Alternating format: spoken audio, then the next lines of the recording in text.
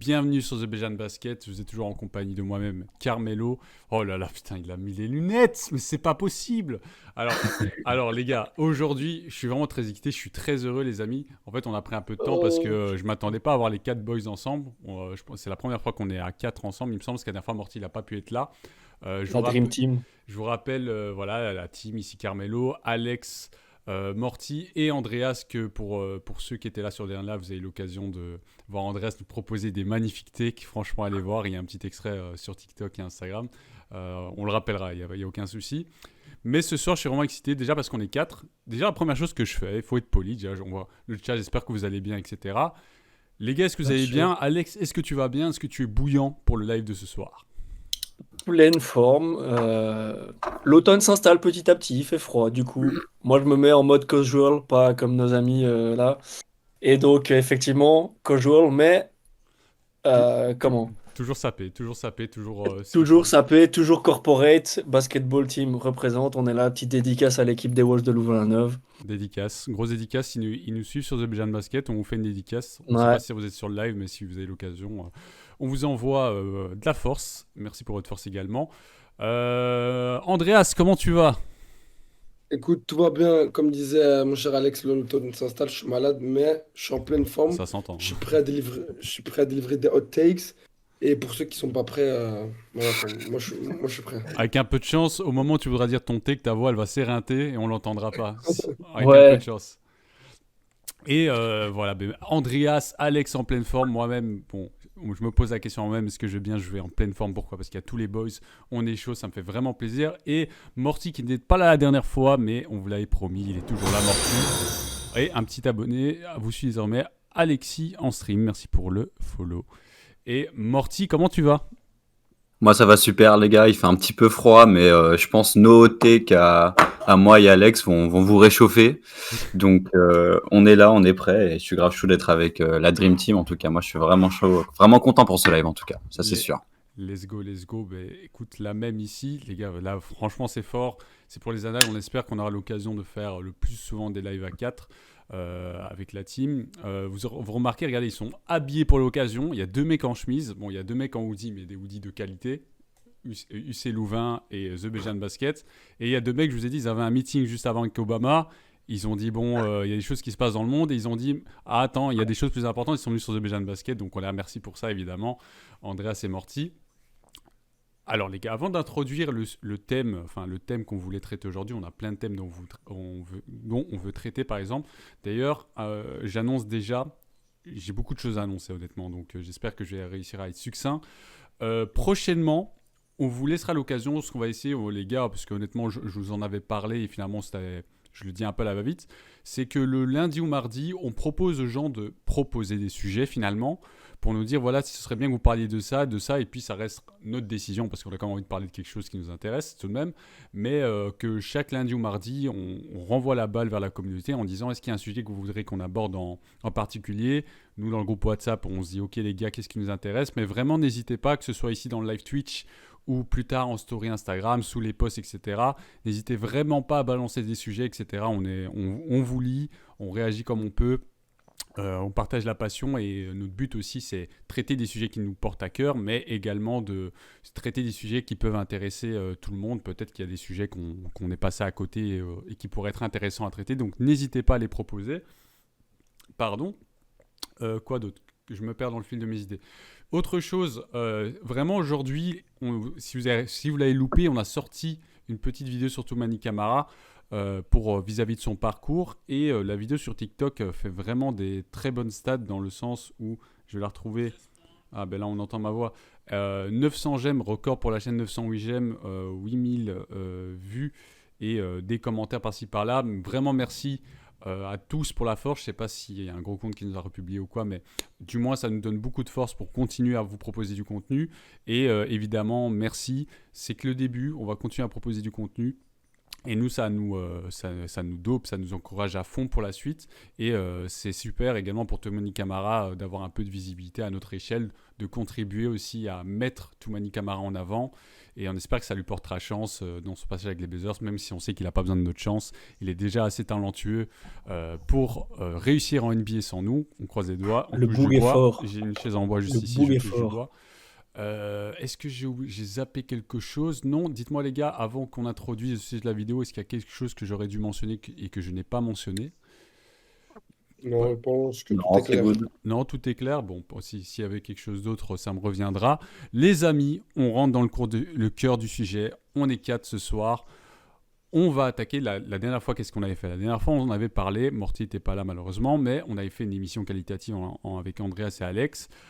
Qui s'est fini sur une fausse note d'Andreas. On va en reparler. On a présenté les équipes qu'on attendait simplement. Après, le terme était un peu vaste, c'est-à-dire qu'on pouvait attendre pour diverses raisons. Si vous voulez les équipes, je pourrais les énumérer, j'ai pas envie de trop réfléchir. Allez plutôt voir le live, il est disponible sur YouTube. Je sais pas si sur Twitch il est encore disponible, mais ou sur YouTube. Vous pouvez le voir avec nos belles bouilles, ou vous allez sur Spotify si vous préférez un aspect plus audio. N'hésitez pas à vous abonner au Spotify aussi, parce que je vois qu'il y a beaucoup d'entre vous qui l'écoutent et on kiffe. Mais n'oubliez pas de faire le petit follow, comme ça vous êtes sûr de louper aucun podcast. Vraiment, n'hésitez pas. J'en profite pour en rappeler qu'on est sur tous les réseaux, Instagram, Twitter, tout ce que vous voulez. On n'est pas sur Telegram, des trucs bizarres, mais vraiment, en théorie, on est quasi sur tous les réseaux. Donc n'hésitez pas à suivre les différents comptes pour ne rien rater. Bref, donc la dernière fois, on a fait les équipes qu'on attendait. Aujourd'hui, on est un peu dans c'est aussi des équipes qu'on attend finalement, mais dans un autre registre, avec un registre bien plus précis. On a décidé de s'attaquer aux équipes qu'on voit flop, les équipes qui vont se louper cette saison. Alors, on s'est mis d'accord entre nous, finalement on ne se laisse pas trop de barrières, parce que ce qu'on aime aussi, c'est avoir de la diversité vis-à-vis de nos choix. C'est peut-être des équipes qui sont annoncées comme des équipes qui vont se louper cette saison, dans le sens où ça fait déjà quelques saisons, ou depuis cette saison, parce qu'il y a peut-être eu un transfert, etc. Donc des équipes qu'on s'attend à se voir se louper, comme ça peut être des équipes que certains verraient performer cette saison, ou du moins faire au moins une bonne régulière parce qu'ils ont tel joueur, ou ils ont fait tel mouvement, etc. Mais que finalement, l'un d'entre nous, celui qui présentera évidemment l'équipe qu'il aura choisie, estime que cette équipe, tout au contraire, se loupera. Les gars, on est bien d'accord, c'est bien ça qu'on traite aujourd'hui. Vous avez bien préparé votre sujet? Évidemment, on Bien est des sûr. professionnels. Nos devoirs. Mais bien sûr, c'était sans aucun doute. Je précise et on commence. Si vous n'avez pas vu le take d'Andreas, Andreas nous avait donc annoncé New Orleans Pelicans en top 4 à l'ouest en toute fin d'émission la dernière fois. Si vous voulez revoir ce moment d'anthologie, c'est dans le live sur le podcast.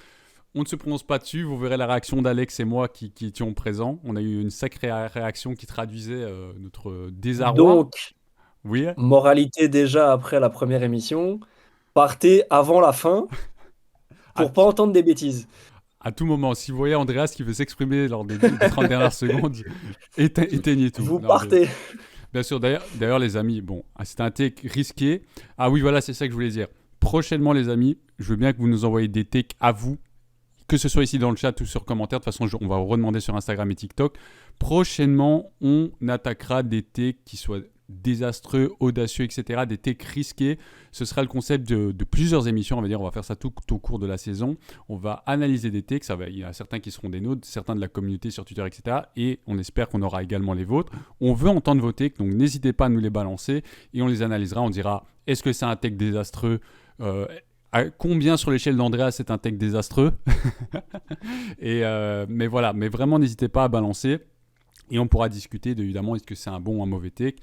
On sait que le take d'Andreas était très risqué. On aura peut-être l'occasion d'en rediscuter justement dans cette émission. Bref, trêve d'introduction et de circonlocution. On est y part. Les amis, tout d'abord, est-ce qu'il y a un d'entre vous qui veut se jeter comme ça dans l'eau en disant « Moi, je veux commencer sur le sujet » ou vous êtes vraiment tout doux ce soir, tranquille, la politesse? La politesse, je laisse la main. Alors moi, j'ai envie de dire, Andreas, tu dois commencer. On continue le bizutage, tu viens d'arriver sur l'émission.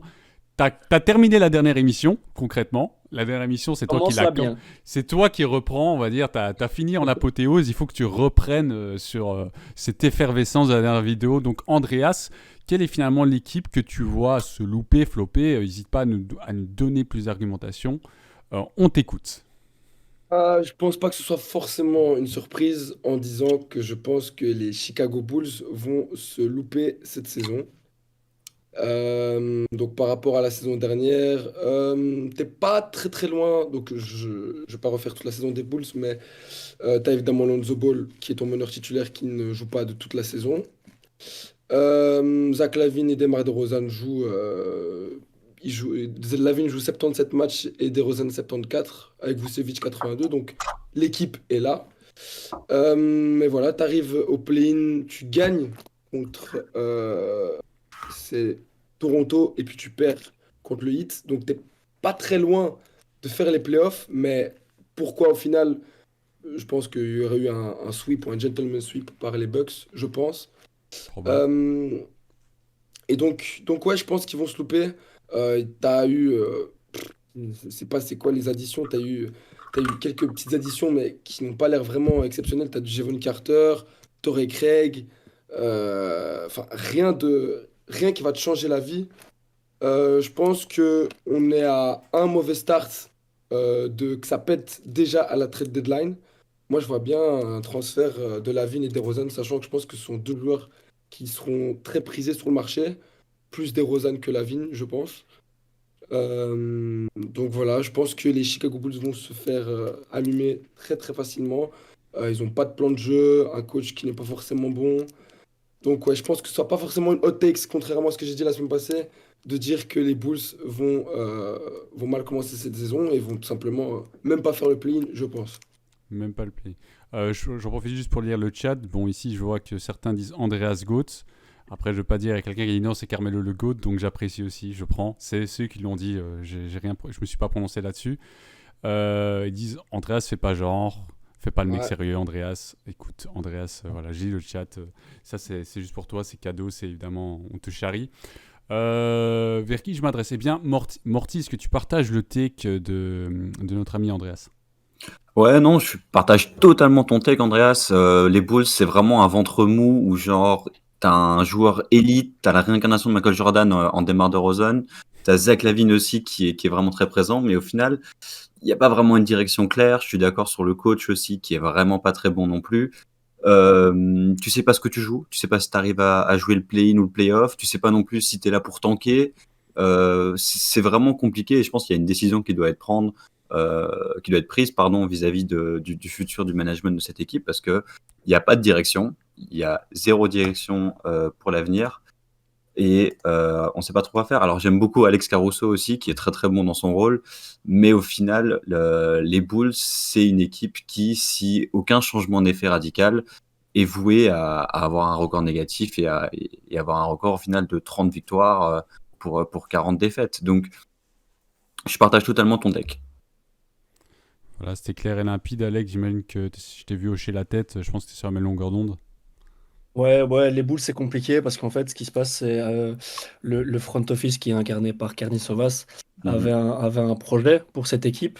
Et ce projet, il gravitait, je vais pas dire uniquement, mais principalement quand même énormément sur le joueur qu'est Lonzo Ball. Et la blessure au genou de Lonzo, elle est très problématique parce que voilà, on se dirige vers une nouvelle saison blanche pour lui. Et donc, effectivement, comme vient de le résumer parfaitement Morty, bah, qu'est-ce que jouent les Bulls cette saison, quoi? Et Ils ont fait le play-in l'année dernière. Est-ce qu'ils vont y retourner? Je pense qu'ils ont la qualité dans l'effectif pour le faire, mais pas pour viser plus. Et donc, la question aussi, c'est est-ce que l'équipe qu'on a là en ce début de saison sera la même à la trade deadline et en fin de saison? Est-ce qu'elle va pas exploser en vol? et- Je partage totalement. Enfin, je sais difficilement ajouter quelque chose. Je pense on connaît tous l'effectif des Bulls. Effectivement, c'est une équipe difficile à cerner parce qu'il y a du talent d'une certaine manière, dans le sens de DeMar DeRozan, c'est un superbe joueur offensif à mi-distance, etc. Pas très malin dans le sens où son utilisation du 3 points, on la connaît tous, que voilà, dans la NBA moderne, etc.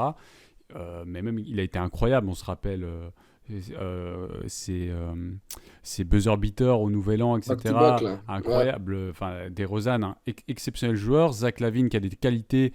Vous savez, alors, au début de sa carrière, on disait le dunker. On sait très bien que Zach LaVine, c'est un joueur très complet, que ce soit à 3 points, un super shooter à 3 points, d'ailleurs, qui participait au concours à 3 points, etc. 3 points, etc. Peut-être un peu plus lisier en défense sans que ce soit abusé. Caruso, super défenseur. Finalement, c'est une équipe, en fait, effectivement, qui a du talent. Mais tu te dis, est-ce que ça suffit pour être contender? Et là, déjà, l'an passé, ils se sont loupés pour le play-in, c'est-à-dire qu'ils ont perdu face au surprenant Miami Heat, mais c'est-à-dire qu'ils ont été en play-in tout juste. C'était vraiment très compliqué. Ils sont fait sortir par le Miami Heat. Et cette saison, c'est un peu, tu repars avec les mêmes. Et en plus, malheureusement, je trouve ça assez triste parce que c'est pas totalement de leur faute. Lonzo Ball souffre d'une blessure assez contraignante depuis l'an passé qui l'empêche d'être sur les parquets. Et je pense que déjà avec Lonzo Ball, ce serait une équipe assez différente parce que Lonzo Ball, c'est un super meneur de jeu. Il distribue très bien la balle, il mène le jeu. Je pense qu'avec Lonzo Ball, cette équipe serait vraiment différente. Ils ont besoin d'un très bon meneur.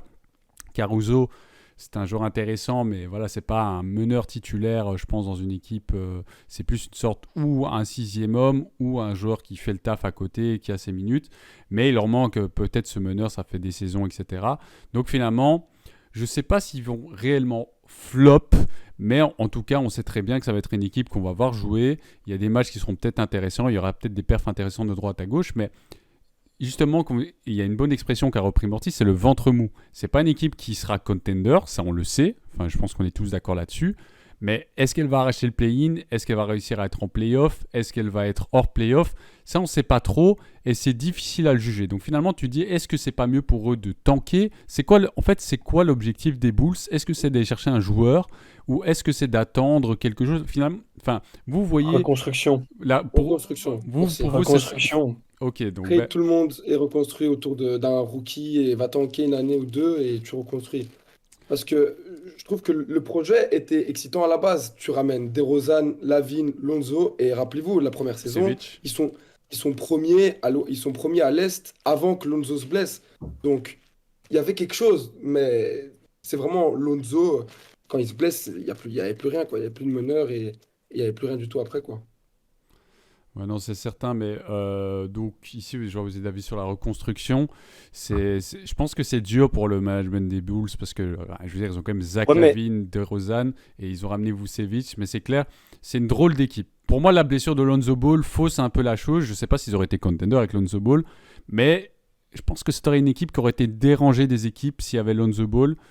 Malheureusement, il n'y a pas Lonzo, donc à partir de ce moment-là, il faut faire quelque chose. Est-ce que tu trades Lonzo, etc. Est-ce que tu recommences tout? Là est toute la question.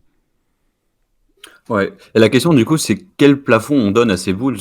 Quel plafond on donne pour cette équipe? Est-ce qu'on les voit toucher le play-in quand même? C'est quoi le plafond Ah oui, qu'on... parce que quand vous parlez de flop, Ouais. c'est vrai ça. Pour vous, flop, vous les voyez où? Vous les voyez pas de play-off, pas de play-in. Concrètement, je veux bien vous entendre un par un pour vraiment voir c'est quoi vos définitions de flop pour les Bulls. Andreas. Ouais, en fait, je pense pas que ce sera les Pistons ou voilà, je pense pas qu'ils seront derniers de conférence. Comme le dit Morty, je pense qu'ils seront dans le ventre mou. Mais quand tu as des joueurs comme DeRozan, Lavine, euh, Vucevic et cette équipe qui est tournée autour d'eux, je trouve ça un peu triste. Alors que le projet de base, c'était d'aller en playoff top 6 easy. Je trouve ça un peu triste de se dire qu'accrocher le play-in, c'est faire une bonne saison. Donc pour moi, flopper, c'est genre faire la même saison qu'ils ont fait l'année passée, faire le play-in et ne pas se qualifier pour les playoffs. Ça, ce serait flopper pour moi. D'accord. Alex? oui, ce sera, à mon avis, une saison à peu près similaire. Play-in, mais pas de play-off. Mais je comprends pourquoi Andreas disait que, qu'il considère les Bulls comme une équipe qui va flopper cette année. Parce que même s'ils font une saison sensiblement similaire, il y a cette question de la ligne directrice pour le front office. Tu C'est avais clair. des ambitions avec le plan qu'avait mis en place Carnie Sovas. Ce plan tombe à l'eau.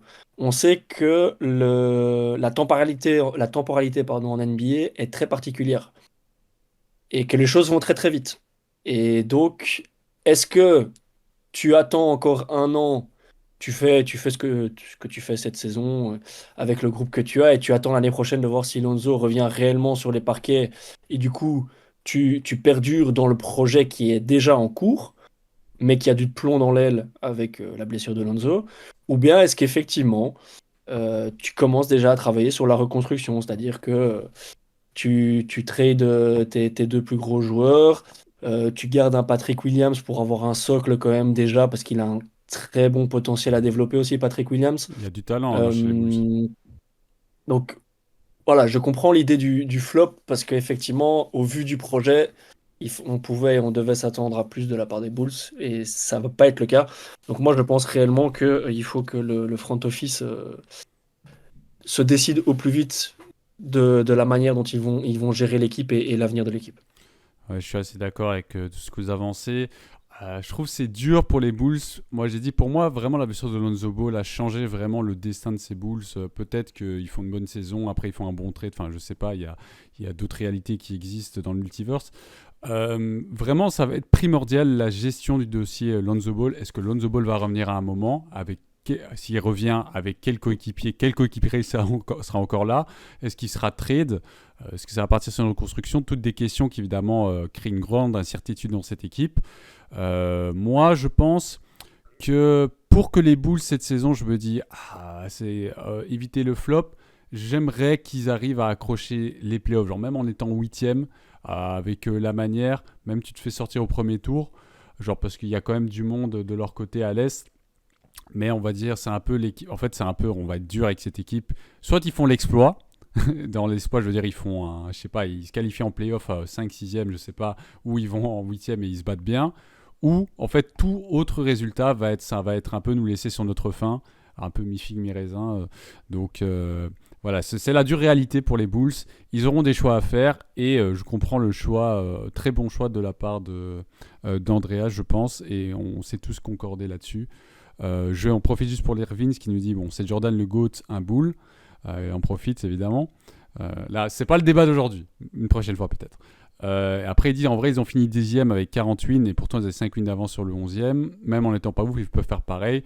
Ça, on est d'accord. Moi, je suis d'avis qu'il y a du talent dans cette équipe. Et c'est possible qu'ils fassent un peu mieux. Mais finalement, ils font un peu mieux. Mais derrière, qu'est-ce que tu peux capitaliser sur ce un peu mieux? Est-ce que tu dois faire un trade? Est-ce que tu dois compter avec la même équipe? Et ça, pour moi, c'est très compliqué. Et j'aimerais vraiment pas être dans le management des Bulls. Il y a toujours ces questions. Est-ce que tu vas trade un Lavin? Est-ce que tu vas trade un DeRozan? Moi, je sais pas. Oui. Mais Carmelo, trade un Lavin, comment tu veux trade un Zach Lavin qui touche 40 millions cette saison, 43 millions la saison prochaine, 45 millions et 48 millions en 2026-27? Enfin, je veux dire, c'est Zach Lavin, c'est pas Giannis, c'est pas Nikola Jokic. Ce mec t'emmène pas en playoff en numéro 1, tu vois. DeRozan, il est agent libre l'année prochaine. Donc, pour moi, le principal à trader, là, c'est DeMar DeRozan pour essayer d'avoir une contrepartie. Parce que, parce que tu vas pas te séparer de DeRozan que tu as signé pour rien du tout, quoi.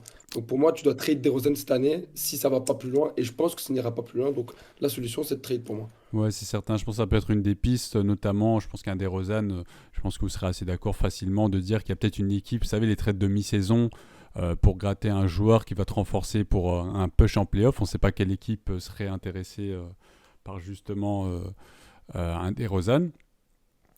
Quoi d'autre? Enfin voilà, on va pas épiloguer sur le sujet parce que sinon on va faire une vidéo spéciale Bulls. Elle mériterait limite il mériterait un épisode, les Bulls. Bonne chance en Bulls, on va suivre ça avec attention. On voulait pas être trop dur avec vous, c'est juste que c'est difficile de voir où va le projet. Le début de saison sera un bon indicateur, je pense. On verra la dynamique, on verra s'il y a des joueurs qui sont vraiment au top. Un Patrick Williams qui explose d'autant plus. À voir, mais aujourd'hui, c'est un peu, vous êtes le maillon faible. Les Bulls, on les voit comme un flop de cette saison. Magnifique. Alors les amis, vous avez remarqué qu'on est 4. Nous avons encore 3 équipes à vous proposer. Je ne sais pas si on aura encore 3 équipes différentes ou si l'un de nous aura la même équipe qu'un autre. Quoi qu'il en soit, à qui je donne la main? Morty, à Alex? Moi, je vais entendre Morty. Morty. On l'a pas encore entendu la saison. Mais de nouveau, c'est vrai. Dans l'ordre des priorités, c'est vrai que d'abord c'était Andreas parce qu'il devait continuer sur la continuité du dernier live et Morty qui n'était pas la dernière fois. Donc forcément, honneur à Morty. Morty, on t'écoute. Quelle équipe choisis-tu comme l'équipe qui va flopper, se louper cette saison? C'est dommage parce que j'avais les Bulls aussi, comme Andreas, sauf que je vais partir sur une équipe dont qui a fait beaucoup parler d'elle cette off-season pour des mauvaises Boston. raisons. Bon, non, pour des mauvaises raisons du coup, donc ça sera pas Boston, même si J'ai l'impression de voir où tu veux en venir, mais vas-y, on t'écoute. c'est une équipe qui a fait beaucoup parler d'elle pour des mauvaises saisons et surtout très récemment, et ça va pas tomber pour une surprise pour vous, mais ma hot take, comme ça c'est clair et net et c'est dit tel quel, les Charlotte Hornets pour moi vont finir dernier de l'Est cette saison. Il Oh, était, Merci. en, Merci. en vrai, je pensais pas que t'allais parler d'eux. En vrai, je pensais pas que Moi, t'allais j'étais parler sûr. d'eux. Moi, j'étais sûr. Moi, tu j'étais penses, sûr. tu penses à qui, Carmelo? Non, non, je garde ça pour plus tard. Peut-être Ok. dans- Ils étaient avant-dernier la saison passée, d'accord, avec une Ouais. saison à 25, 27-55, donc voilà, mais encore une fois, il n'y a pas eu des grands moments durant la saison passée, ça n'a pas été quelque chose d'assez remarquable à regarder. En ce moment, il y a beaucoup d'extra sportifs qui se passent, notamment avec Miles Bridges, etc. Mm. Ils ont eu le deuxième pick de la draft, ils ont drafté Brandon Miller, et c'est un joueur que j'ai beaucoup envie de regarder. Je suis assez fan de ce joueur et j'ai hâte de voir des matchs et comment il va avec Lamelo, comment ils vont s'aligner les deux pendant les matchs, ça m'intéresse beaucoup.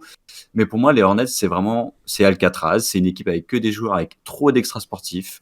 Ils sont trop jeunes aussi. Et quand je regarde le reste du tréfonds de l'Est, quand je regarde les autres équipes, Détroit, je pense que c'est une équipe qui va beaucoup progresser. Les Pacers aussi, hein, ils ont amené beaucoup d'additions cette année. Je trouve que c'est une équipe qui va aussi prendre pas mal de place.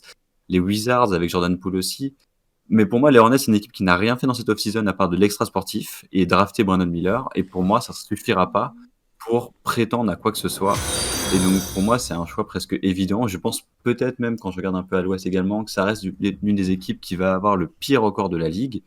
Et c'est l'une des équipes qui va proposer, je pense, un des basketballs les plus moches à regarder également. Euh, voilà, c'est la fin de mon take. Dangereux ou pas, je pense pas. Je pense que je suis à 10 ou 20% en termes de risque pris. Mais je serais intéressé de voir vos avis là-dessus. Moi, je vais prendre la main directement. J'ai vu Kylian Class qui nous a suivis. Bienvenue à toi, mon gars, même sur ce jeune basket. En fait, honnêtement, je m'attendais à un take. Moi, dans le sens, je pense pas que ce soit un take vraiment risqué. Au vu de la saison passée des Charlotte Hornets, de la dynamique, etc., du management, de plein de choses, et de l'extra sportif. On a tous vu l'extra sportif, j'ai pas envie de le mentionner parce que, enfin, on condamne fermement. Pour moi, il y a des choses à condamner là fermement. On va éviter d'en parler parce que sinon il faudrait faire On un est là autre pour débat. parler basket, ouais. On est là pour parler basket. Mais je pensais pas que tu avais choisi les Hornets parce que pour moi, les considérer comme flop. J'ai du mal parce que c'est un flop ambulant, les Hornets. C'est pas une équipe vraiment pour lesquelles où je me suis dit j'avais des attentes vis-à-vis d'eux et je me dis oh, cette année ils vont flop. C'est chaque année les Hornets, on sait que c'est compliqué pour les Hornets depuis des années. Il y a eu l'époque Kemba Walker et depuis lors ils continuent à patauger. Déjà avec Kemba Walker ça pataugeait, sous Jordan ça pataugeait. Jordan il a pris son milliard, il s'est barré, il a pris sa plus-value. Mais après, moi, honnêtement, les Hornets, c'est une équipe que j'ai envie de suivre cette saison, pas pour des raisons de basket extraordinaires, mais plus que Brandon Miller. Je pense il y a d'autres jeunes, j'ai oublié, il y a un autre jeune qui m'intéresse, son nom ne me revient pas. Il y a, si jamais il y a un autre jeune qui revient en tête, mais il y a un ou deux joueurs que j'ai envie de voir le développement. Je pense que c'est trop récent. Je pense même pas que c'est une équipe. Je me dis, tiens, il va y avoir un joueur qui va sortir prochainement pour mener la franchise dans 1 ou 2 ans. Mais c'est juste une équipe dont je m'en fous, on va dire un peu. Et je vais un peu observer les jeunes en me disant, ok, comment ils vont réussir à se développer. J'espère qu'ils sont dans des bonnes conditions. Donc effectivement, c'est un bon choix de flop. Mais c'est tellement évident que finalement, ça perd un peu sa notion de flop. Parce que moi, dans ma définition de flop, c'est une équipe finalement pour laquelle tu avais au moins des micros-attentes. Là où pour les Hornets, j'en ai pas du tout. Je sais pas si vous me rejoignez un peu là-dessus. Non, c'est vrai. Oui, je comprends. Ouais, ouais, je comprends. Mais c'est sûr que le highlight de l'été des Hornets, ça a été la vente départ de Jordan.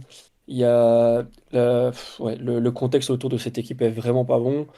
La seule intrigue, moi, en ce qui concerne les Hornets, c'est qu'est-ce que donne et quel est le développement de la Melo Ball. On a un frère Ball qui est blessé aux Bulls. On en a un autre qui, quand même, depuis qu'il est en NBA, quand il joue, Intéressant. produit quelque chose de magnifique. Hein, donc voilà, tu parlais de vouloir voir jouer Brandon Miller. Melo, il a quand même demandé son trade sur Twitter. Donc, je sais C'est pas chaud. si c'est en suivant les Hornets que tu vas voir son développement. Euh, mais oui, les Hornets, pas de grandes attentes en ce qui me concerne. Andreas, je te laisse boucler la boucle sur les Hornets. Je voulais juste dire, je pense que le jeune que tu voulais voir, est-ce que ce serait pas Mark Williams, le pivot, qui a joué titulaire l'année passée? Ouais, ouais, ouais, Parce aussi, que notamment. il a montré des très belles choses. Écoute, intrinsèquement, il y a du talent. Moi, j'ai bien envie de voir ce que Frank Ntilikina peut apporter parce que j'ai toujours bien aimé ce joueur. Et je pense que dans une équipe qui joue rien du tout, il peut essayer de s'éclater en défense, peut-être avoir des minutes en tant que titulaire si la Melo ne revient pas ou s'il est blessé, avec aussi Théo Malédon. Donc voilà, j'attends pas non plus beaucoup de cette équipe, surtout que l'extra sportif me fait un peu vomir, donc ça me donne pas trop envie de les regarder. Mais il y a deux, trois petits joueurs qui ont l'air intéressants. Mais voilà, très bon choix de Morty pour dire qu'ils vont flop. Et je pense qu'évidemment, ta take n'est pas. Je pense justement que c'est pas une hot take du tout et que t'as bien raison, Morty. Il y a des joueurs français aussi hein, qu'on oublie, mais il y a Théo Malédon qu'on peut Ouais, bien mentionner, sûr. et Franck Ntilikina qui sont toujours des potentiels européens qui vont être intéressants à regarder. Quoi. Bah, Moi, Franck Ntilikina beaucoup moins, mais Théo Malédon, toujours un bon potentiel à pouvoir regarder en tout Ah, cas. moi, j'aime bien. J'aime ouais, bien. mais par exemple, enfin voilà, moi je pense aussi, ben, Mark Williams, effectivement, ou bien moi, puis PJ Washington, c'est un joueur que j'aime beaucoup. Intéressant. Terry Rozier, il a déjà un certain âge, etc. Il est passé chez le Tix notamment. Moi, c'est un joueur que Elle a j'aime beaucoup. 29 ans. Il a 29 Oui, ans. je veux dire, moi, juste, j'aime bien Terry Rozier. C'est tout ce que je mentionne. Je vais pas regarder le Hornets juste pour Terry Rozier, mais globalement, j'aime bien avoir Terry. Oui, Scary Terry, mais voilà, on en a parlé. De nouveau, c'est une équipe, chaque année, on s'attend à l'avoir nulle part. Et on ne sait pas c'est trop quoi le projet. Il y a des jeunes avec un peu de talent, la Melo Ball. On va voir ce que donne Brandon Miller. On va évidemment suivre ça. Mais voilà, du flop qui flop. Je sais pas comment définir un peu mieux que ça les Hornets. Je pense qu'on était assez d'accord sur le take. Je propose que je vienne apporter mon addition avec mon équipe du jour et de laisser Alex clore la danse. Je vais donner une équipe. C'était pas facile comme choix en fait, parce que je me suis cassé la tête. Je voulais pas avoir, disons, un choix évident sans que ce soit dans les deux sens. Un choix évident style Hornets, disons qu'une équipe qu'on s'attend évidemment à avoir des mauvais résultats, ou disons une équipe qui est un peu ressortie de manière assez évidente. Donc j'ai essayé d'aller au milieu avec une équipe qui finalement ça me brise le cœur parce qu'il y a deux joueurs que je trouve exceptionnels dans cette équipe et je pense que vous êtes d'accord. Pour moi, c'est les Dallas Mavericks. Les Dallas Mavericks, c'est une équipe qui est... Je veux aussi justifier pourquoi j'ai fait ce choix-là. Déjà, il y a une évidence simple, c'est la saison passée. Évidemment, Dallas, si on fait le fil rouge, je pense qu'il y a 2 saisons, ils vont en finale de conf ou en demi de conf. Ils battent les Suns avec un record historique à la mi-temps. C'est tout le monde rentre au vestiaire, on peut arrêter le match, on peut déclarer forfait. Extraordinaire. Et évidemment, l'an passé, on se dit, ils vont faire au moins mieux, au moins pareil. Et pas du tout. Il y a cette saison vraiment étrange où, je sais pas, le début de saison, Doncic dit vaut MVP, comme chaque saison finalement, mais là on se dit, enfin en début de saison, si vous regardez, pendant que j'ai mon chaton qui miaule. Qu'est-ce que je disais oui, donc Doncic début de saison incroyable, on se dit, il est incroyable, ils sont bien classés, et puis on ne sait pas ce qui se passe, je pense qu'il y a une blessure ou deux, ça descend, ça descend, ça descend. Il y a ce fameux trade pour Kyrie Irving, excitant évidemment, parce que Doncic et Irving dans la même équipe, il y a du talent. Et finalement, on a bien vu, ils n'ont pas joué trop de matchs ensemble, il y a eu des blessures, etc. Mais c'était désastreux la seconde partie des Mavericks, à tel point que ils ont carrément, on va dire, tanké en se disant, il n'y a plus rien à jouer, on va essayer de gratter du pic. Ils ont même reçu une petite amende de la part de la NBA en disant, là, on voit bien que vous faites exprès. Et donc, ça, c'est la saison passée. Et cette saison, ils ont été chercher qui des Celtics déjà ? Grant Williams, le Grant 3D. Williams. Grant Williams, qui est une très très bonne addition selon moi. Mais malgré cela, en fait, cette équipe, Doncic, je ne vais pas dire qu'il commence à vieillir, mais Doncic se rappelait son début de carrière. On se rappelle de la bulle face aux Clippers. Il y a 2 saisons. Donc finalement, ça va où ? Doncic, combien de temps il va attendre ? Kyrie Irving, ça fait des années qu'il saute d'équipe en équipe. Il est talentueux, il nous offre des perfs magnifiques, mais finalement, ces équipes vont où ? Donc le projet des Mavericks, il est totalement flou. On sait qu'il manquait de la profondeur, etc. Ils ont pu à rajouter 2-3. Pour moi, ils ont un peu pallié un tout petit peu les problèmes de profondeur. Il y a des retours de blessures. Je pense que c'était Powell qui était blessé. Donc il y a du mieux sans que ce soit exceptionnel. Il y a des très bonnes équipes à l'ouest comme à l'est. Donc ce que je veux dire, c'est que finalement les Mavericks, ils vont flop selon moi, peut-être pas comme des Hornets, mais ils vont flop selon les attentes qu'on aurait d'un Doncic Irving en fait. On va les attendre haut et on va peut-être les avoir en playoff, mais où vont-ils aller en playoff? Enfin, pour moi, ils vont faire les playoffs. Je pense qu'ils iront en playoff. Je ne sais pas si play-in, pas play-in, mais est-ce que ça passe un demi de conférence? Est-ce que ça passe un premier tour? Là, j'ai vraiment des questions. J'ai des fortes interrogations sur cette équipe et ça me brise le cœur parce que de nouveau, Doncic et Irving, le talent incroyable, on a envie qu'ils aillent loin. Irving, il a déjà gagné une bague, mais par exemple, à Doncic, c'est un talent intergénérationnel et j'ai l'impression qu'il va être bloqué. Et j'ai peur que cette saison, c'est peut-être la saison de trop et que ça ne va pas bien se passer. Et attention, on n'est pas à l'abri d'un Doncic qui demande un trade et il se retrouve je ne sais pas où quand on voit d'autres équipes. Enfin, pour moi, ce serait vraiment dommage pour un joueur comme Doncic ou Irving. Qui veut réagir en premier? Je pense que j'ai vraiment détaillé assez fort mon take. On voit que je suis assez animé parce que vraiment ça me brise le cœur d'en parler de ces Dallas finalement. Moi, je T'as à t'attends. nous dire. Alors, on est pas là. Vas-y, Alex. Désolé, gars, je prends la main. Qu'est-ce que j'allais dire? J'allais dire que je suis rassuré, entre guillemets, par la fin de ton argumentaire. Désolé, il y a mon père qui est venu, qui est venu prendre Ça, la- j'ai dû chasser le chaton. Chacun chasse Ouais. ce qui est à proximité. Exactement. Euh, Non, donc je suis rassuré par la fin de ton argumentaire parce que je trouve que tu as déplacé le problème et j'étais pas du tout d'accord sur la première partie de ton Je l'ai argumentaire. Dans le échappé sens belle. où, Hein. moi, je trouve que la saison flop des Mavs, c'est l'année dernière. Ils ont terminé Oui. 11e, ils sont pas allés en playoff, ils ont même pas accroché le play-in euh, parce que la saison n'allait pas et que Mark Cuban a décidé de tout faire péter. Et ils ont tout fait péter. Franchement, quand tu regardes l'intersaison là, ils ont quand même donc signé Grant Williams. Ils ont ramené Seth Curry. Ils ont drafté Derek Lively 2. Ils ont ramené Richard Holmes, Derrick Jones Jr. Euh, Ça manque. La question, l'interrogation sur le projet des Mavs et où ça va, je la comprends.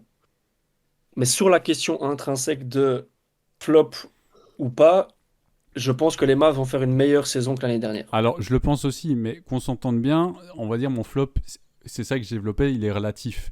Évidemment, si tu le compares à la saison passée, je pense que la saison sera meilleure intrinsèquement. Mais finalement, quand tu regardes le projet, quand tu vois qu'il y a 2 ans, ils ont été Le projet manque à de ces consistance, auteurs. je Quand suis d'accord. tu as un Doncic dans l'équipe, et maintenant un Irving, en termes de talent, en termes de ce que Doncic représente, parce que pour moi, Doncic, c'est peut-être il a le potentiel, après, il n'y a pas que lui, hein. En termes GOAT européen, on connaît son début de carrière, etc. Il y a 2 saisons, c'est Ouais. si excitant.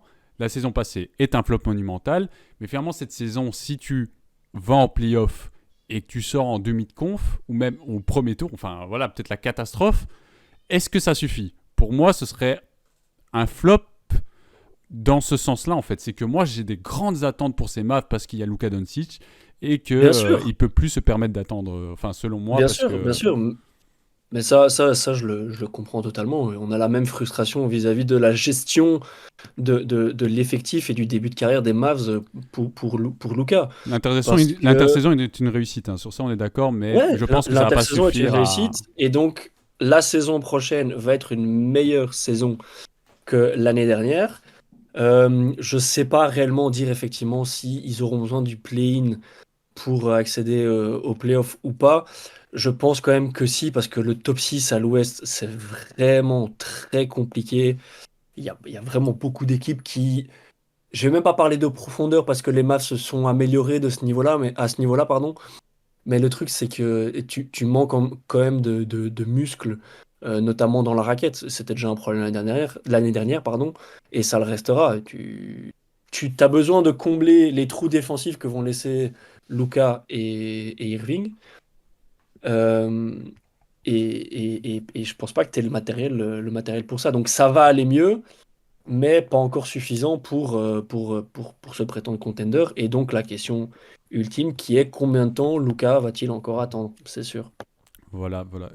J'en profite pour dire dans le chat, n'hésitez pas à donner votre avis. Est-ce que pour vous, parce que moi vraiment, Mavs en playoff, tu vois, pour moi c'est une évidence. Donc les Mavs qui vont en playoff, qui vont en demi de conf et qui sortent, pour moi c'est un flop. Vu qu'il y a 2 saisons, etc. Déjà ça pour moi c'est un flop. Donc je veux bien votre avis dessus.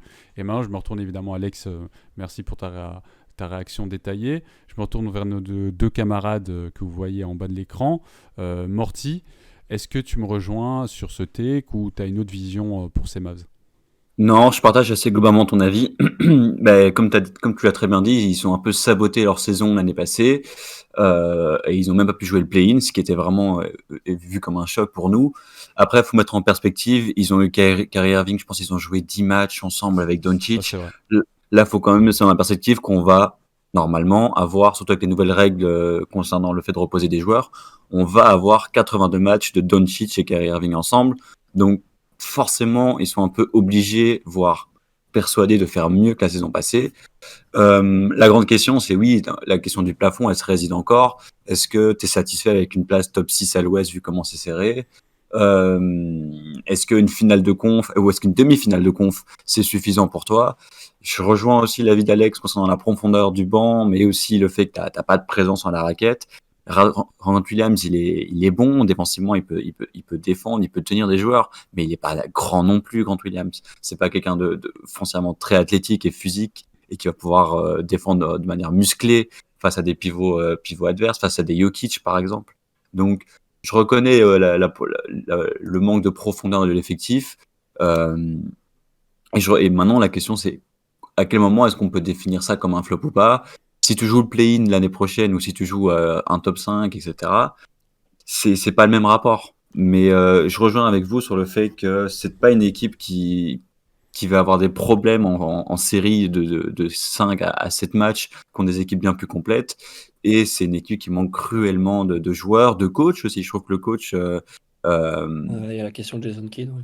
la question de Jason Kidd, le Mavericks Ball de l'année passée, c'était du ISO, Doncic, c'est très peu, la balle circule très très mal. C'est très très mauvais comme jeu que les Mavericks nous proposent, c'est très très mauvais aussi. Donc, je pense qu'ils sont assurés d'avoir une bonne place à l'Ouest simplement parce que tu as Luka Doncic et Kyrie Irving, et ça suffit déjà pour avoir une place cimentée dans les playoffs. En tout cas, ça c'est mon avis. Maintenant, c'est ton parcours en playoff, il va extrêmement limité, quoi. Voilà, mais j'ajoute une dernière chose, puis je vais lire le chat. Enfin, je vais peut-être lire le chat directement. Il y a Vince qui me dit que Melo, t'es dur. Et c'est vrai que je suis dur, mais finalement, c'est parce que j'ai des grandes attentes pour cette équipe. Je l'avoue, parce que j'adore Luka Doncic, j'adore Kyrie Irving.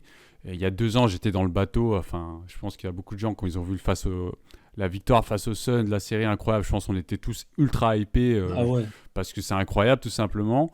Vince qui dit aussi, demi, finalement, t'es top 4 finale Ouest, c'est pas un flop pour cette team. Je partage pas totalement cet avis, finalement. En fait, dans le sens, parce qu'il y a Luka Doncic, parce qu'il y a Kyrie Irving, parce qu'il y a 2 saisons, t'as été si loin, etc. C'est pour ça. Puis moi, quand je regarde les équipes, je vois à l'Ouest les Warriors, potentiellement, les Suns à voir, évidemment, c'est en projet, les Grizzlies, les Nuggets, évidemment, les Clippers, les Lakers, voilà, à vous de voir. Plus les autres les équipes émergentes, voilà, comme les Kings, j'allais le mentionner. Je mentionne, on va dire, parce que ça émerge, évidemment. Donc, ce que je dis, c'est attention. Attention, malgré tout ce talent, est-ce qu'ils vont réussir à se frayer la place qui devrait être la leur? Je ne sais pas. Pour moi, l'intersaison est vraiment bonne. On parlait de soucis de profondeur. Il y a Norman Powell qui revient dans la raquette et tout. Il y a toujours des choses à améliorer. Mais pour moi, il y a vraiment une grosse amélioration par rapport à la saison passée en termes d'effectifs. Et je suis sûr qu'ils auront une meilleure dynamique. Enfin, de toute façon, la dynamique de l'an passé, elle était tellement affreuse sur la seconde partie de saison que tu peux faire que mieux, je pense. Mais malgré cela, est-ce que ça va suffire à combler nos attentes? De nouveau, je ne sais pas c'est quoi vos attentes. Moi, j'ai des grandes attentes pour ces Mavs à cause du talent qui y réside et de leurs antécédents.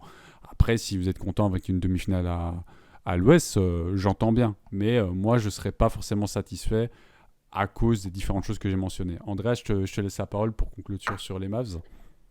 Moi, je rejoins plutôt Vince en disant que je te trouve un peu dur sur le cas Kyrie et Doncic. Moi, je pense qu'ils sont à un pivot où il est fort défensif, de avoir un vrai projet et de pouvoir accrocher quelque chose.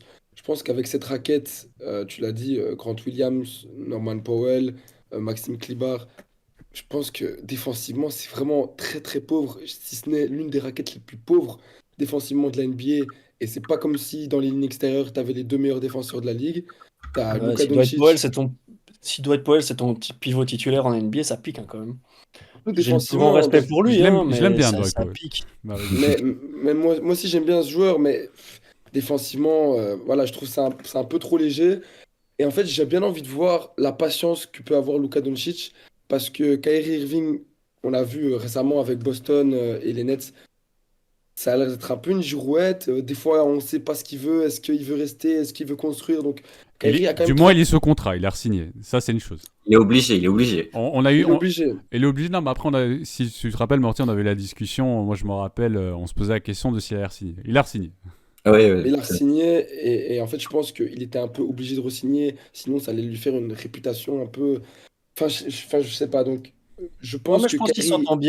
il s'entend bien avec Luka et je pense qu'il est pour l'instant bien à Dallas. Euh, donc, enfin, voilà, c'est juste ce que je voulais dire. Je pense que pour l'instant, la Kyrie est bien, donc Ouais. c'est pas trop une interrogation en ce qui me concerne. Et, et du coup, voilà, Kyrie a quand même 31 ans. Donc, tu l'as dit, Kyrie s'entend bien, mais est-ce que Kyrie serait prêt à attendre, je sais pas moi, 3 4 ans d'avoir un bon 3 un pivot défensif titulaire ou un 4 donc l'histoire qu'il fasse un gros trade? Pour moi, c'est plutôt Je sais Doncic pas. qui devrait se poser cette question. Est-ce que je suis prêt à attendre 3 4 ans, malgré qu'il est plus jeune? Je sais Ouais, pas, mais je suis ouais, moi, d'accord. je suis pas forcément optimiste pour les Mavs, mais si ça accroche les playoffs, on sait jamais, parce que une série avec ces Moi, deux-là, moi, Luka Doncic et Kyrie j'ai Irving. pas de doute sur les playoffs. Si tu devais me poser la question, j'ai pas de doute sur le fait qu'ils iront en playoffs. Moi, c'est qu'est-ce que t'en fais de ces playoffs? C'est ça ma question, en fait. Ouais, moi j'ai Et- l'impression que plus le temps passe, en fait, plus il y a un constat qui est en train de se dresser et qui est dommage bah, principalement pour les Mavs et les supporters des Mavs et toute l'organisation des Mavs, c'est que si Luka veut gagner un titre, si Luka veut un titre, est-ce que c'est à Dallas que ça se passe? Ah oui. Bah, le Mais problème, c'est que là, plus le temps passe, moins la réponse risque d'être positive. moi, je vais avancer quelque chose. Parce que Dallas, on sait, à une époque, il y avait un grand Allemand qui a galéré pendant des années Ouais, et il a offert de un ouf. magnifique titre en 2011 qui fait que maintenant on le considère comme le meilleur européen ou un des meilleurs européens all-time. Vraiment, cette bague, on sait que c'est une des plus belles bagues de l'histoire. Enfin, certains considèrent comme la plus dure de l'histoire parce qu'ils ont affronté les Heatles, je sais pas, il y avait qui ok, ici, je sais plus. Il y avait que des grosses équipes. Incroyable. Mais dans la NBA actuelle, un titre en termes de legacy, etc. Et surtout, Nowitzki, il était incroyable, mais à cette époque-là, vous savez, un Européen, etc., c'était pas forcément. On voyait pas quelqu'un devenir le GOAT. Tandis que Doncic, c'est sûr qu'il a été drafté en 3, donc on l'a sous-estimé. Mais très vite, on a fait ce mec est très fort au basket. Et on s'est dit, même les Américains, enfin, moi je pense directement, ils reconnaissent avoir Doncic, c'est un LeBron, un n'importe qui. Ils se disent, ce mec a le potentiel, le GOAT potentiel, vous voyez. Après, pour être GOAT, il y a tout un tas de choses. Mais on se dit, ce mec a le potentiel pour être un des meilleurs joueurs all-time. Et intrinsèquement, en termes de talent, il l'a. Mais à the end of the day, comme disent les Ricains, il te faut des titres, il te faut des MVP, il te faut des choses. Et donc, si les années passent, est-ce que c'est profitable de rester à Dallas? Même si tu gagnes une bague, disons, dans 4 ans, que tu es ultra loyal, tu gagnes une magnifique bague, tu auras fait une belle carrière, c'est sûr, mais on parle de Luka Doncic. On ne parle pas d'un autre joueur qui était très bon. Pour moi, pour Luka Doncic, j'ai des attentes très élevées parce que c'est Luka Doncic. Et évidemment, je considère que je suis dur aussi, hein, mais c'est vraiment parce que je crois en Doncic et je voudrais pas qu'il gaspille son talent, on va dire. Mais non, mais Oui. on doit pas s'en vouloir d'être dur avec Doncic. Je pense que le premier à être dur avec lui-même, c'est Luka. On connaît sa mentalité. Il a été habitué à gagner depuis qu'il est tout jeune. Parce qu'il a tout gagné au Real avant de venir en Eh oui, NBA. Euroleague, tout. Et donc là, en fait, le problème, c'est que il ronge son frein, littéralement. Et donc, c'est là qu'on revient à la question, combien de temps il va accepter de ronger son frein C'est- parce que je pense que son envie de gagner à lui, c'est clair qu'il a envie de gagner plus d'un titre. Exactement. Moi, c'est ça. Je dis attention Dallas. Je pense que Kyrie Irving, c'est quelque chose qui a calmé un peu ses ardeurs et qui lui donne perspectives intéressantes. Mais attention, et on l'a vu qu'il était profondément bouleversé, je pense, l'an passé, lors de la fin de saison, etc. Euh, c'est un compétiteur. Et donc, attention Dallas. Voilà, je clore là-dessus. Merci les gars d'avoir répondu aussi de nouveau de manière très complète sur ce take. Je pense que c'est pas un sujet simple, les Dallas Mavericks, sur tous les points. Et ça nous permet de clore en beauté, comme toujours. La dernière fois, on a clos sur Andreas. Enfin, sur Andreas. Je ne sais pas qui avait clos l'épisode, mais on va dire Andreas avec clos l'épisode. Cette fois-ci, le dernier take, la dernière équipe qui sera proposée sera par Alex. Alex, on t'écoute. Quelle équipe as-tu choisi après les Dallas, après les Hornets et après, excuse-moi Andreas, tu avais proposé Les Bulls. et les Bulls. Les Bulls. Eh bien, moi, je vais parler de nos amis les Sixers. Les Sixers. Voilà, c'est ça que j'attendais. D'ailleurs, c'est ça que je pensais que tu allais mentionner, Morty. Ah, Euh, Ouais, Par rapport à parce ce qui s'est que passé récemment. il y a un beau cas à analyser du côté de Philadelphie. On sort les tweets. Ouais, sortez les tweets. Enfin, c'est n'importe quoi et il faut bien mettre en contexte. Joel Embiid gagne le MVP l'année dernière. Ils se font sortir de il le manière. demande, le MVP surtout. Devait-il Merci, gagner merci Ouais, Morty. Il le demande. Qu'est-ce que je C'est peux faire un de autre plus pour débat. être MVP? C'est un autre débat et je sais qu'on a déjà eu l'occasion d'en parler ici. Mais donc, il gagne le MVP et après, en playoff, ça se fait sortir face à Boston de manière dégueulasse au Game 7. Il y en a un qui est content là-bas en bas. Euh, et donc, il y a une vraie question autour de Embiid déjà.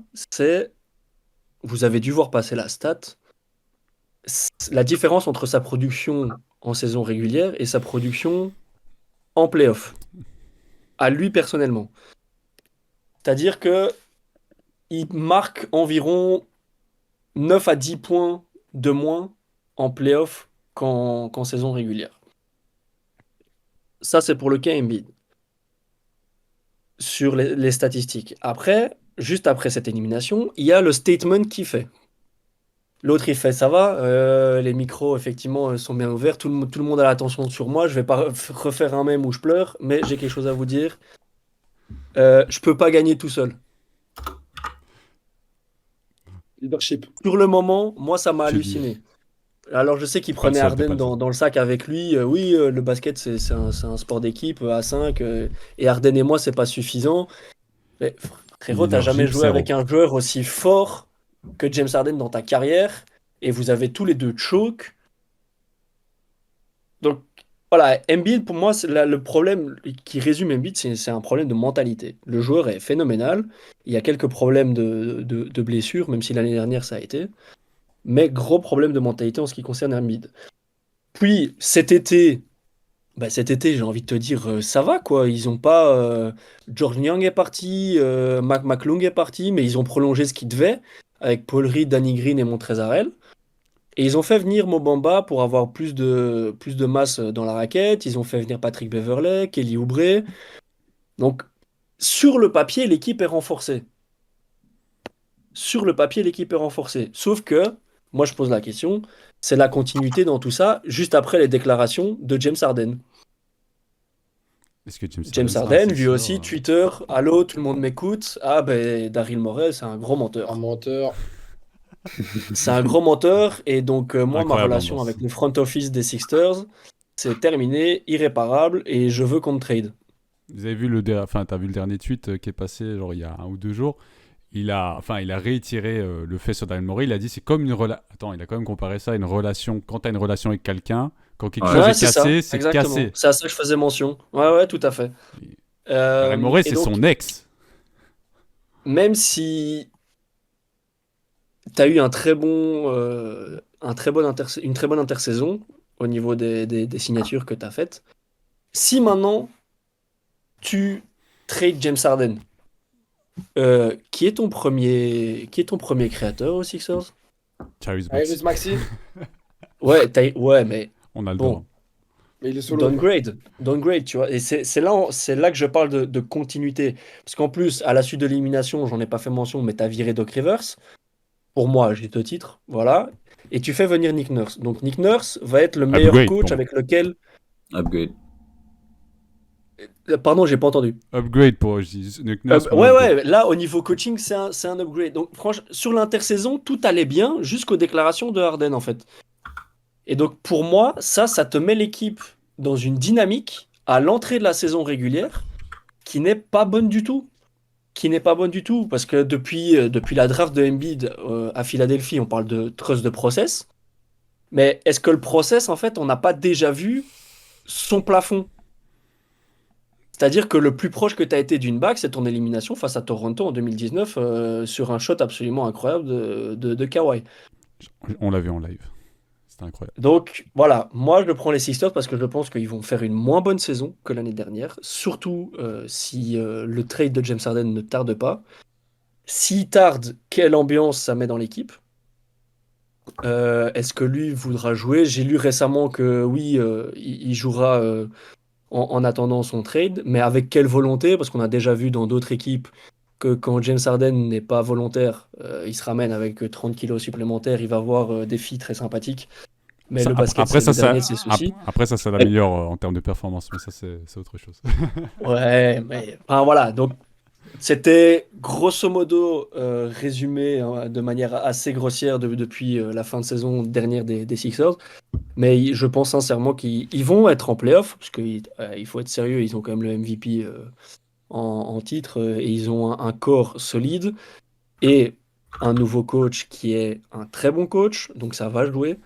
Mais voilà, le cas de James Harden, pour moi, vient mettre de l'ombre sur le début de saison des Sixers et je pense qu'ils vont le payer. Et après le départ de Harden, il faut envisager qu'est-ce que tu fais avec ton effectif pour le renforcer si t'as encore les ambitions qui sont celles ben, qu'a ton franchise player qui disait après le trade de Dame et de Jrue aux Bucks et aux Celtics, en quoi ça fait de meilleures équipes que nous? Je suis désolé, mon grand, il va falloir te réveiller. Hein. La saison va recommencer, il faut revenir les pieds sur terre. J'ai une question pour toi, Alex. Juste, on peut lire rapidement le chat. Je vois Zem20 Vas-y, dis-moi. qui dit que Morty a des lunettes trop stylées. Je suis d'accord. Elles sont vraiment très très stylées. On dirait le même de LeBron avec vous savez, les Oui. écouteurs là. Les Avec, écouteurs, ouais. Avec la bande. Tu me dis. C'est ça. Elle est trop- Exactement. Je vois Vince qui nous dit dégagez-moi Harden avec Morty qui lui dit dans le chat tu parles bien. Petit cœur de Morty pour la personne qui lui mentionne les lunettes. Et alors Vince qui nous dit également Sixers pour lui, border top 6 voire play-in pour moi. Et d'où ma question, en fait j'allais te la poser mais ça rejoint. Concrètement, c'est quelle place que tu as mentionné à peu près? Quelle place finissent les Sixers cette saison, Alex? Moi, je pense que les Sixers pardon, seront à la bataille avec les Nets et les Knicks ouais, dans cette bataille de 4, 5, 6, 7. 4, 5, 6, 7. Ok. Moi, personnellement, je les vois en 5-6. Je les vois ne pas devoir se taper le play-in. Pour moi, ils seront top 6 Waouh. de Incroyable le l'Est. process. Mais voilà, pour moi, tu étais troisième l'année dernière, tu seras 5 ou sixième cette année. Ok. Andreas ou Morty, il y a un de vous qui veut réagir particulièrement? Vas-y, Andrés. Ah, j'allais te dire, vas-y, Marty, pour tes lunettes, mais si tu me donnes la main. Bah, ouais, comme le dit Alex, franchement, le play-in, je trouve que l'Est est un peu moins resserré que l'Ouest, donc il y a un peu plus de marge d'erreur pour les Sixers. Mais évidemment, je suis pas un grand fan des Sixers, donc j'arriverai pas à être 100% objectif. Je trouve que tu as parlé de Tyrese Maxey downgrade. Je pense que Tyrese Maxey peut devenir un joueur très très fort. Je pense qu'il peut facilement arriver à des stades, genre à des 23-24 points de moyenne, potentiellement être All-Star à côté de Joel Embiid. Je pense que c'est le plafond que je peux lui donner parce que cette saison, il a vraiment beaucoup progressé et il est encore très jeune. Je ne sais plus quel âge il a, Tyrese Maxey, mais 22 ans. Donc 22 ans, c'est très très jeune. Après, je voulais aussi parler en termes contractuels. Ceux qui sont sous contrat après cette saison, il y en a trois. Ouais, C'est Paul ouais. Reed, c'est Joel Embiid et c'est PJ Tucker. Donc, qu'est-ce que tu fais avec ça? Je veux bien, mais enfin, est-ce que tu vas à la guerre avec Paul Reed, PJ Tucker et Joel Embiid? Tu as mis ta star, le max, enfin, ta star a prolongé au max, ce qui est bien, mais je pense que Joel Embiid est la prochaine grande star à demander son trade. Je pense qu'il en a marre d'avoir toute cette histoire de process, tout ce drama avec James Harden, Daryl Morey et tout cet univers Sixers, parce que je pense qu'ils vont en avoir marre. Et pourquoi pas un Joel Embiid Onyx? Pourquoi pas? Waouh. Et ça, c'était le take. Ah, il fallait dire séquencer. Nouveau séquençage. Séquençage. Voilà. Joel Embiid, Onyx, vous l'avez vu ici en premier. C'est Andreas qui vous l'annonce. Ça va faire plaisir à Vince, ça. Ah ouais, ça c'est magnifique ça. Vince, est-ce que tu nous dis si tu veux Joel Embiid Onyx? Ah, il dit oui. Let's Ah go, voilà. Knicks. Let's Il go, nous dit Knicks, oui. bien sûr. Non, mais et et pendant- je suis d'accord avec Andreas, hein. Techniquement, Joel Embiid peut être la prochaine grosse star à demander son transfert. Ça prend cette direction en tout cas. Pendant que 2 semaines nous dit qu'Embiid c'est un pleurnichard, il n'est rien d'un général de D'accord. guerre. Je suis d'accord. Ouais, moi en fait, Ouais, moi j'ai un long développement à faire. Morty, je sais pas si tu veux prendre la parole avant moi ou juste après. Moi, j'ai pas grand-chose à dire, donc je vais vite fait prendre la parole. Pour moi, je rejoins totalement vos avis. C'est un projet qui est un peu avorté. Il y a un divorce qui doit être consommé, d'accord, entre le front office et Harden. On dirait on parle de scène de ménage ou des feux de l'amour avec les Sixers. On parle pas de basket quoi. Mais c'est un peu ça, il y a toujours des dramas Ouais, autour avec des Joel Embiid, c'est ça, 76ers. ouais. C'est toujours comme ça, les 76ers. Ça a jamais montré vraiment un certain niveau de sérieux et de compétitivité. Il y a toujours des problèmes, toujours des soucis. Là, dans ce cas-ci, cette saison, ça concerne très peu Joel Embiid, mais plus son entourage. Tyrese Maxey, très hâte de son développement. Tyrese Maxey, c'est un des joueurs les plus rapides de la ligue, hein. Avec De'Aaron Fox, c'est un des joueurs les plus rapides et explosifs de la ligue. Donc franchement, c'est trop un plaisir de le voir jouer. Bon, de toute façon, on l'adore.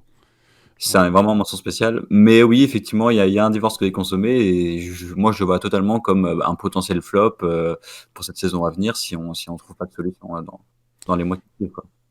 Alors, moi, en fait, je vais partir de ce que vous avez dit, de l'historique. J'ai tellement de choses à dire.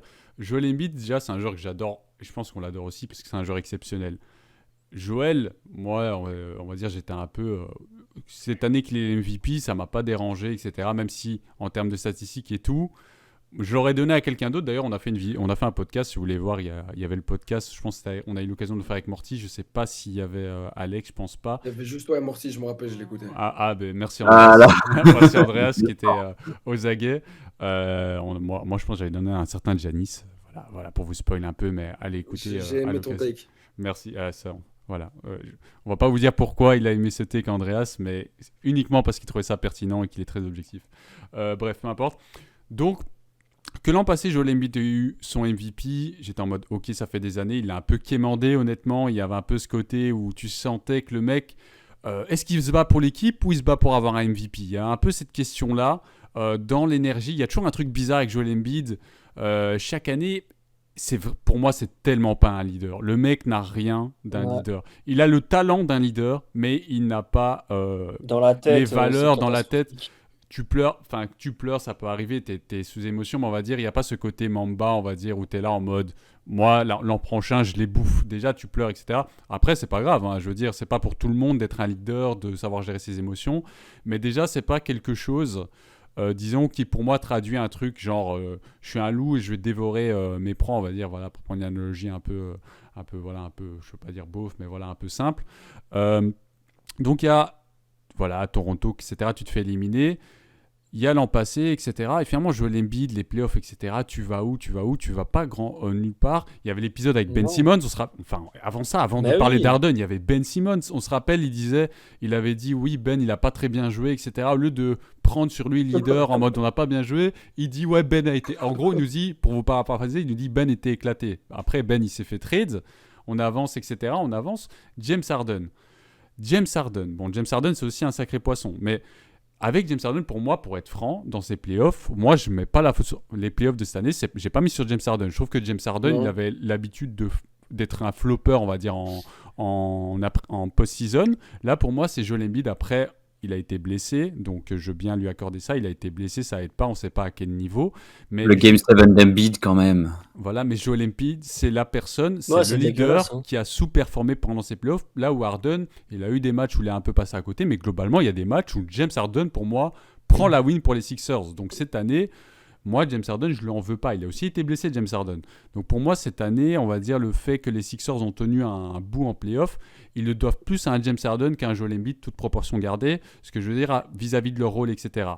Maintenant, Joel Embiid, de nouveau, vous avez mentionné, on sort de la post-season, de nouveau des déclarations aberrantes.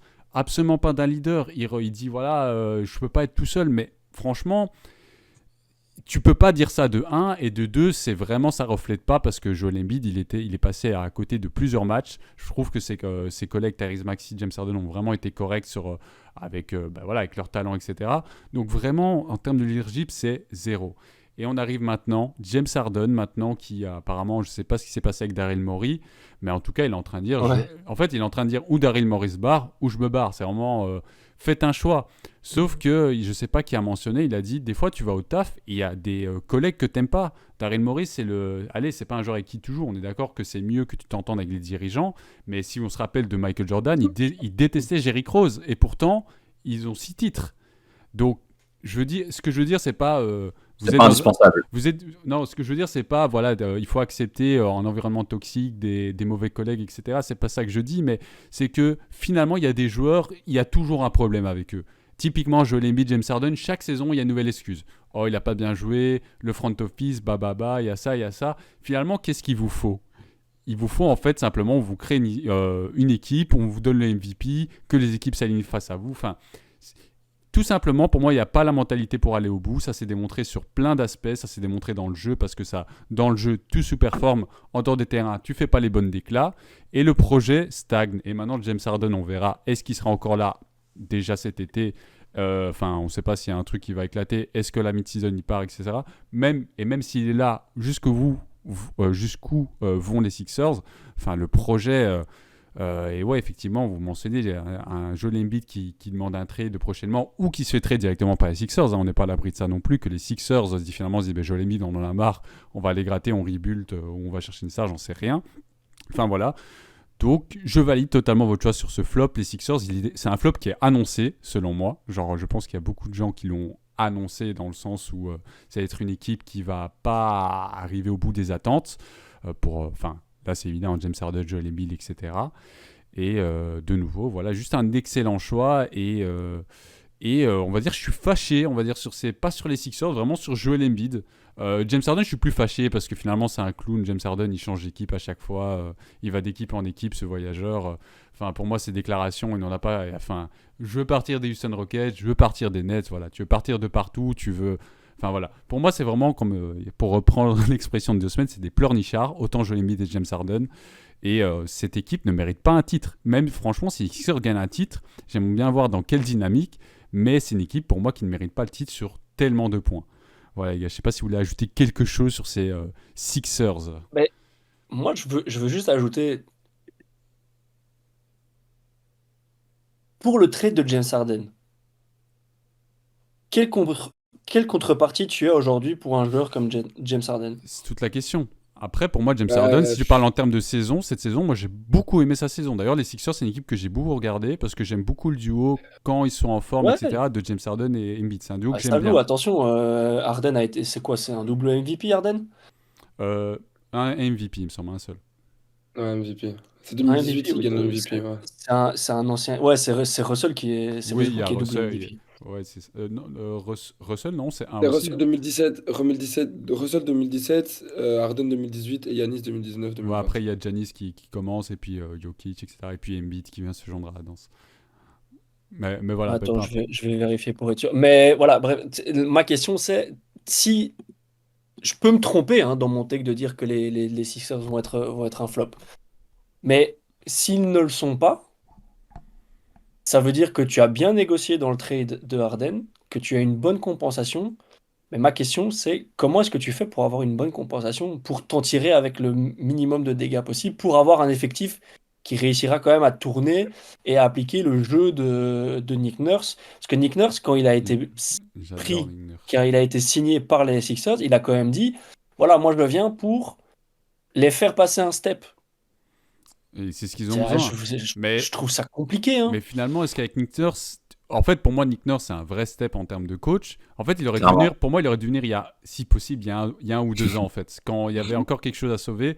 Là, c'est un peu, est-ce qu'il reste quelque chose à sauver parce que, voilà, ils prennent de l'âge, etc. Et puis maintenant, rendez-vous compte ce qu'il y a à l'Est. Giannis fois Lillard, on verra si ça tient, hein, mais on va dire Giannis avec Lillard, les Bucks, ils ont une équipe sur papier terrifiante. Les Celtics, une magnifique équipe.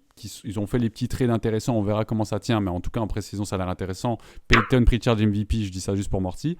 Enfin voilà, face à ces mastodontes, les Sixers, comment ils s'insèrent dans ces équipes, plus des équipes qui continuent peux pas. à s'améliorer dans des dynamiques beaucoup plus saines.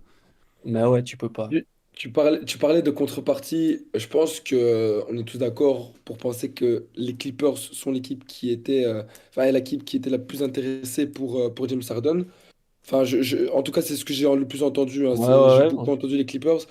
Et en fait, bah, les Clippers, qu'est-ce que tu peux recevoir d'eux à part, enfin, je veux dire, tu vas pas avoir de Paul George ni de Kawhi qui vont débarquer, ni de Westbrook, parce que je pense que Westbrook a été signé pour le projet Clippers. Je vois plus des petits joueurs qui vont arriver, mais qui vont pas forcément chambouler l'effectif. Je pense que maintenant, l'effectif, il se construit autour de Maxi Embiid et que tu vas essayer de faire quelque chose autour de ça. Mais est-ce que Maxi Embiid, c'est un duo qui va essayer de tenir face à Lillard Giannis, face à Tatum Brown, face aux autres duos comme le Oui. Heat, comme les Knicks, même, je trouve que c'est encore en dessous. Les Cavs encore, je parle avec le gars, mais je pense que c'est encore en dessous des Cavs. Et encore, tu as les petites équipes après qui arrivent petit à petit. Donc, Moi je suis où, prêt où est-ce que tu vas? moi, je suis prêt à lâcher un tech risqué. S'il y a un net Sixers style 4-5 en premier tour de playoff, moi je suis prêt à penser que les Nets peuvent prendre les Sixers sur un premier tour de playoff.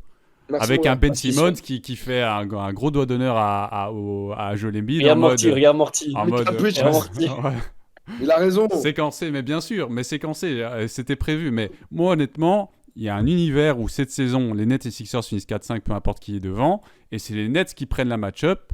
Et Ben Simmons qui Revanche. fait un petit Revanche. ciao à Joel Embiid en disant voilà, ton projet là, tu m'as pas soutenu à l'époque, etc. Et finalement, regarde où tu en es aujourd'hui. Pour moi, il y a une réalité qui existe où les Sixers perdent face aux Nets au premier tour.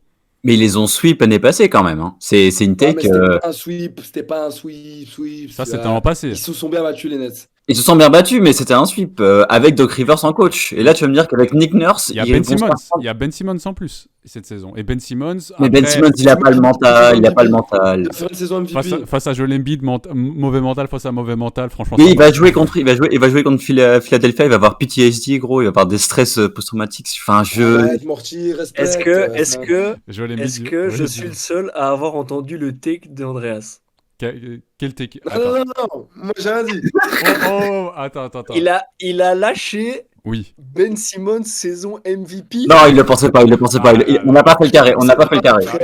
Il y a pas eu. On n'a pas fait le carré. Il n'y a pas eu le carré. Il y a pas eu le carré. Wow. MIP. MIP, je veux bien l'entendre. MIP, je veux bien l'entendre. MIP. Les gars, je pense que Ben Simmons, s'il est dans un bon environnement, Il qu'on a arrête de lui mettre de la il a un pression, profil pour ça. il y a un moyen, parce qu'il est dans une équipe avec que des revanchards, des mecs qui se sont fait trade et tout. Ça peut être Je une pense qu'il y a darling, les moyen. Nets, hein, cette saison. Il est Mais trop sans bien blague. pour refaire un MIP. Ouais, mais t'inquiète, ça En- passe. En soi, Ouais, je pense que ça passe aussi. En vrai, je Ça pense. passe. je sais pas, à voir. Les gars, juste, attendez. Est-ce qu'il y a encore un truc parce qu'en fait, il y a Vince qui nous a dit, et ça peut être dans la continuité, peut-être on peut aller sur ça. Il a dit Cass, par contre, c'est flop aussi cette saison, soyons clairs. Oh là là là là. Il va aussi s'énerver. Non, les gars. On va Alors, faire une petite sur les Cavs ou quoi? Alors, les gars, ça fait un peu spécial, mais c'est dans la continuité. Vince, Bad Vince, je ou te bon mets bien. take? Je t'aimais Ça bien, dépend, Vince. qu'est-ce qu'il considère comme flop? Est-ce que si c'est en dessous du top 5 de l'Est, c'est un flop, par exemple? Attends. Oui. En dessous du top 5, Oui. attends, de l'Est, on a Bucks, Non, non, Celtics, Non. En dessous du top 5, c'est un gros flop. Tu trades Donovan Mitchell. Bucks, Tu vas chercher. Non. Non, En il faut qu'ils soient top 5. Pour moi, les En Cavs dessous du avaient top 5, tu trades Donovan Mitchell. Je pèse mes mots. Non, je suis d'accord. Je suis d'accord s'il est. Attends, Après- et ils font 6 max Vince. Bah, ils étaient top 4 l'année passée. Donc, clairement, Après, je préfère être 6ème et passer un ou deux tours qu'être 3ème et se faire éliminer au premier tour. Mais après, c'est évidemment plus compliqué. Mais on va dire, c'est certain que si tu parles en termes de tours passés, c'est une chose. Voilà, c'est juste j'ai placé le petit commentaire de Vince. Vince, on va se battre. Les gars, Vince, c'est bien. Vince, n'hésite pas à rajouter plein de takes comme ça. On va les garder sous le coude. C'est vraiment on voit alors, des potes, parce- on voit des potes qui sont aussi fous que toi. Voilà, c'est ça. Avec Andreas et tout, vous allez Moi, bien j'ai vous entendre. Jimmy, il a des bons takes. Donc, balancer les takes et on va les garder sous le coude pour une prochaine émission. On va vraiment faire le plein de takes. Vous allez voir, c'est exceptionnel. Les gars, un petit dernier mot sur les Sixers où on est bon avec ça? Trust the process. Ouais, Moi, je j'ai pense envie que de c'est dire. bon. Hein. Trust the process. On le process, on sait pas Il n'y quel a plus de Non, process. process, mais c'est pas Moi, grave. j'aimerais bien revenir sur la phrase de Embiid quand on lui disait est-ce que c'est une rivalité avec les Celtics? Non, c'est pas une rivalité parce qu'ils nous bottent le cul à chaque fois. Donc voilà. Au moins, ça c'est Même ça, en je suis pré-saison, même en pré-saison, gros. Peyton Pritchard, MVP, on le répète. Bon, les amis, voilà, là on arrive en fin d'émission. Chacun d'entre nous vous a proposé une équipe qui, selon lui, se floppera. Je vous fais un petit récap rapide. Andreas nous avait proposé les Bulls, une équipe qu'on comprend. On était assez d'accord sur le sujet dans le sens ventre mou, Lonzo Ball blessé, etc. Ça va où? Est-ce que ça accroche les playoffs? Est-ce que ça accroche le play-in? Est-ce que ça endort? Très difficile de pronostiquer sur ces Bulls. On verra bien. Est-ce qu'il y aura du trade aussi? Ça, c'est à voir. Ensuite, si je ne m'abuse, c'est Morty qui nous a donné les Hornets. Un take, on va dire, un peu moins risqué dans le sens où les Hornets, et pendant que Andreas nous montre Toumani Camara sur son téléphone, on va encore en parler. D'ailleurs, si vous n'avez pas encore vu la vidéo, allez la voir sur TikTok ou sur Instagram. On a eu beaucoup de love. Là, on doit être à peu près 1000 j'aime, ce qui est le record sur une vidéo de The Bejan Basket. On espère 1 million de j'aime, 1 million. 1 million. Ah ouais, effectivement, je viens de vérifier. C'est 1 million. J'ai mal lu. Voilà, donc continuez à envoyer de la force. Ça nous fait plaisir. On est content aussi que vous soyez derrière Toumani, qui va nous faire plaisir cette saison. Ça, on le sait. Ouais. Donc, Morty... Hornets, un choix un peu évident. Il y a de l'extra sportif, il y a une dynamique juste nulle, entre guillemets. Voilà. Il y a un changement de proprio. Peut-être que ça va amorcer des choses plus intéressantes dans le futur, mais cette saison, normalement, il n'y aura pas grand-chose à se mettre sous la dent du côté Hornets, à part peut-être des rookies intéressants et voilà, la Melo Ball, etc. On l'a mentionné. De mon côté, j'avais mentionné les Dallas Mavericks. Pour certains, j'étais dur. Moi, selon moi, on peut considérer que je suis dur, mais vu ce que les Mavs ont pu nous proposer il y a de ça 2 saisons, le talent de Luka Doncic, d'un Kyrie Irving, et cette saison, je pense que ce ne sera pas suffisant. Ils vont peut-être faire un peu mieux que la saison passée, mais pour moi, je considérerais toujours que c'est un flop, même s'ils font un peu mieux. Et Alex, évidemment, qui a terminé avec les Sixers. Évidemment, les Sixers qui sont annoncés comme une équipe avec beaucoup de talent, certes, mais dans les flops, à cause de l'extra sportif de nouveau, à cause de la dynamique, à cause de plein de raisons. Là, on vient d'en parler longuement. Donc là, vous avez pas mal de choses sous la dent, beaucoup d'équipes, beaucoup de perspectives pour plusieurs raisons. J'espère que ça vous a fait plaisir. Je lis encore Vince qui nous fait un fil sur Toumani chaque semaine. On va essayer en post, sûrement on essaiera de évidemment partager quand il jouera. On partagera évidemment ses statistiques. En termes de vidéo, on verra comment on peut faire. Il faut que ce soit évidemment pertinent aussi. On veut pas de la redite, on veut que ce soit pertinent pour vous comme pour nous. Voilà. Merci d'avoir suivi l'émission.